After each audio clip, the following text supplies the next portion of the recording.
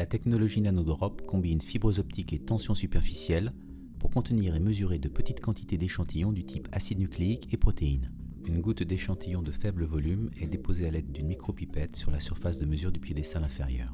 Le piédestal optique supérieur est abaissé et compresse la goutte d'échantillon pour former une colonne liquide. Il ajuste sa position automatiquement pour optimiser la longueur de l'axe optique. Un axe optique raccourci élimine le besoin de diluer la majorité des échantillons. Il ne faut que quelques secondes pour obtenir la mesure et les résultats du spectre UV visible s'affichent. Bonjour, je m'appelle Lynn Kilhorn et je travaille dans les laboratoires Nanodrop de la société Thermo Fisher Scientific. Aujourd'hui, nous allons vous présenter une méthode de dosage des protéines en nous servant d'un spectrophotomètre innovant à microvolume, le Nanodrop 2000C.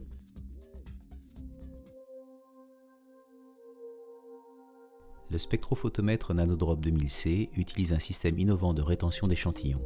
Il utilise la propriété de tension superficielle des liquides pour contenir et mesurer des microvolumes d'échantillons placés entre deux piédestaux optiques sans utiliser de cuvette ni de capillaire. Le microéchantillon est placé directement au sommet de la surface de détection et une colonne liquide est générée par tension superficielle entre les extrémités des fibres optiques. Cette colonne liquide forme un axe optique vertical. Une source lumineuse est produite par une lampe flash ou xénon et un spectromètre à matrice linéaire CCD est utilisé pour analyser la lumière qui passe à travers l'échantillon. L'élimination des dispositifs traditionnels de contention des échantillons comme les cuvettes présente plusieurs avantages. La mesure nécessite de très petites quantités d'échantillons. Le nettoyage des surfaces optiques ne réclame qu'un simple essuyage des 1 à 2 microlitres d'échantillons à l'aide d'un papier absorbant utilisé au laboratoire. La longueur de l'axe optique est automatiquement ajustée en temps réel durant la mesure. De plus, le raccourcissement de l'axe optique permet de mesurer des concentrations plus élevées, ce qui élimine la nécessité de diluer la plupart des échantillons protéiques. Si l'utilisation d'une cuvette se justifie, par exemple lors d'études cinétiques, le Nanodrop 2000C offre un emplacement optionnel à cet effet. Dans le cadre de cette démonstration, nous allons utiliser l'option support optique pour microvolume et déterminer la concentration des protéines.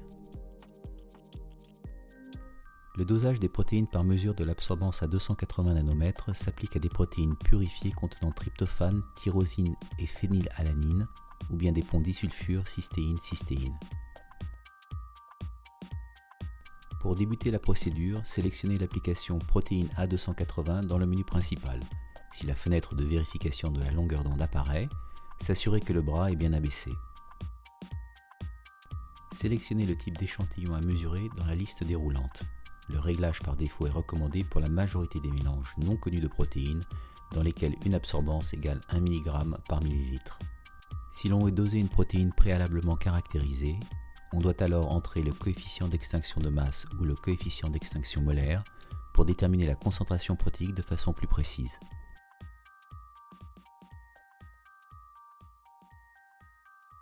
Choisir les unités de concentration dans la liste déroulante adjacente à la case colorée.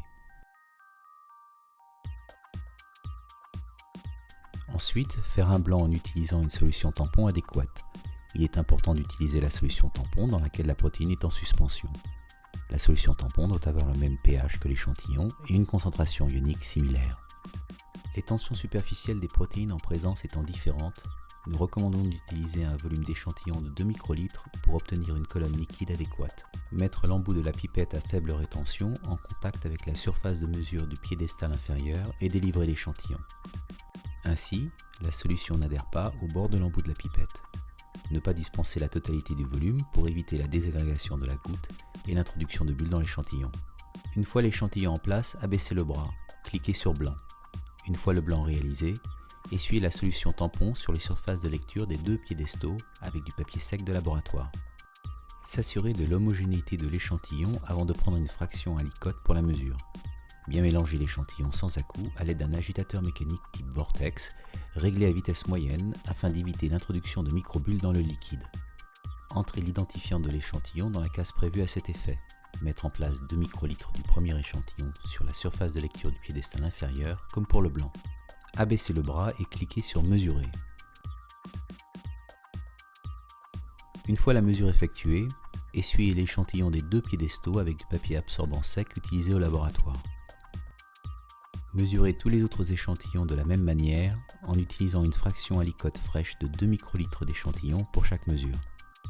Du papier de laboratoire ordinaire qui ne peluche pas est souvent suffisant pour nettoyer les surfaces optiques des piédestaux entre chaque mesure.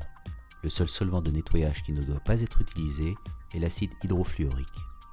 Les solutions et réactifs contenant des tensioactifs peuvent peu à peu encrasser les surfaces de mesure et prévenir la formation de la colonne liquide d'échantillons.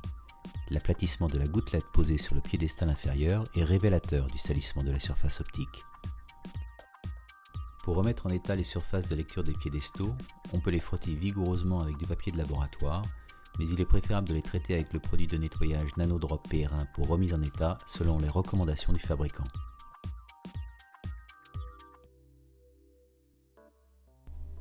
Si l'échantillon est une solution protéique non caractérisée, un lysage cellulaire ou un extrait protéique brut, nous recommandons d'utiliser l'une des méthodes colorimétriques préconfigurées sur le Nanodrop 2000C.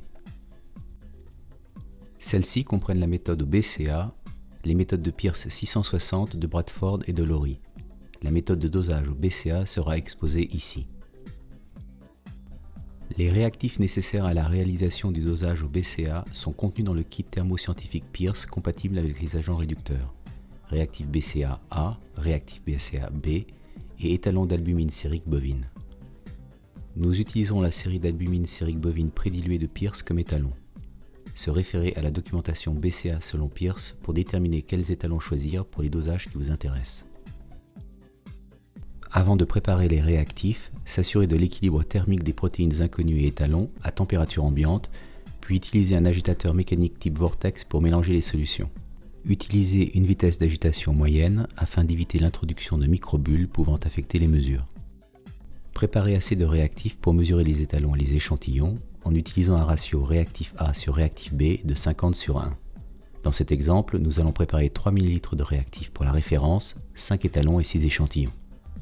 Le dosage au BCA classique couvre une plus large fourchette de mesure des concentrations protéiques avec un ratio réactif sur protéine de 20/1, alors que le dosage au micro-BCA plus sensible possède une fourchette de mesure plus étroite avec un ratio réactif sur protéine de 1/1.